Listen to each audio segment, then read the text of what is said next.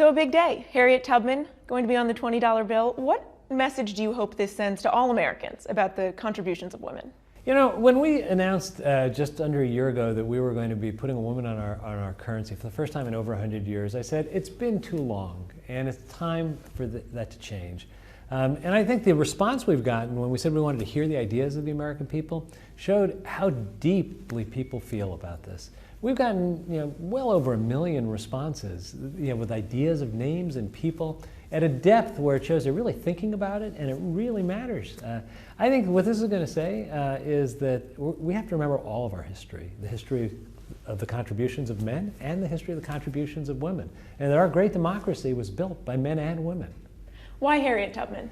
You know, as we went through the candidates, the possible names, I have to tell you the story of Harriet Tubman is really a compelling one, and the amount of interest, particularly young people writing to me, where they're learning about Harriet Tubman in school the way my generation learned about George Washington and Abraham Lincoln. That's great. And I think our money should reflect the contribution of somebody like Harriet Tubman, who by sheer force of will, her own determination, she was born a slave, she was illiterate for her whole life, but not only did she lead many people out of slavery through the Underground Railroad, she worked for our army, helping them as a spy to help them figure out where to go during the Civil War.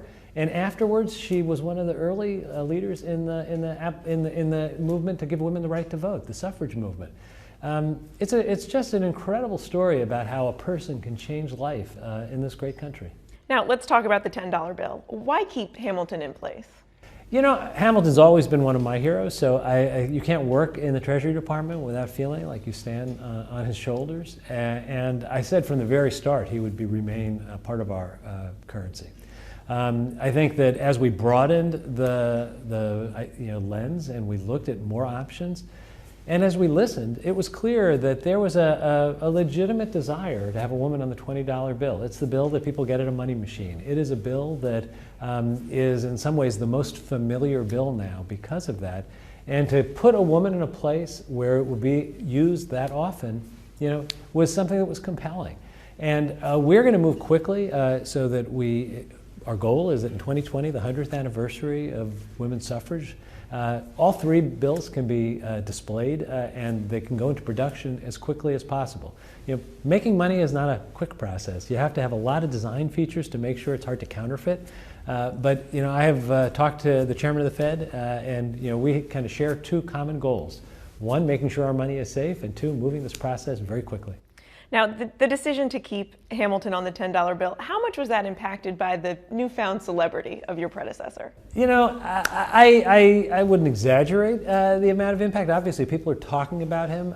I said in June last year, before people were talking about the show, that we were going to keep Alexander Hamilton on our money. I reassured members of the Hamilton family the day I made the announcement that I would keep my word. So I think I started out with the plan of keeping Hamilton very much on our money. As it worked out, this is, I think, an outcome that Hamilton supporters can be pleased with. But women who thought one bill or another was the right place for women, we're going to have women on the 20, on the 10, and on the 5. Because on the back of the 10, we're going to tell the story of women's suffrage. It's going to have the leaders of the suffrage movement culminating in a rally on the steps of the Treasury Department building. On the back of the 5, we're going to have an image of Marian Anderson and Eleanor Roosevelt when Marian Anderson sang on the steps of the Lincoln Memorial because Washington's concert halls were segregated. We're going to bring both sides of our bills to life. Now, some critics say that still isn't enough. Why not put Hamilton on the back of the bill, let a woman be front and center? We're putting a woman front and center. There's going to be a woman on the front of the 20. And prominent female leaders, though, have started a campaign using the hashtag #NotGoingBack. They say that you owe it to the American people to follow through on your commitment to put a woman on the $10 bill. Well, I think if you look at what we're doing, we're following through on our commitment not to wait. We're going to move on the next bill that comes out, which is 10, and tell a great story of the leaders of the women's suffrage movement, 5 women who should be remembered on our currency. On the $20 bill, we're going to have Harriet Tubman on the front. And on the $10 bill, we're going to tell a powerful story as well. So we're putting a woman on the 20, the 10, and the 5, and we're going to move as quickly as we can to get all of these bills out there. Now you said designs by 2020. When can we expect to have these bills in our wallets? You know, soon after that they'll start. Then it'll as quickly as possible. I'm going to launch this in a way where when I leave, it's going to be clear that it's on a path to getting done. And you mentioned, just one last question on Hamilton. Obviously, you always wanted to keep him with a prominent role here, but did you ever expect a Broadway show to impact the plans of the U.S. Treasury? You know, I actually think that if you look at what the show has done, it is very complementary to what we're doing in this whole undertaking.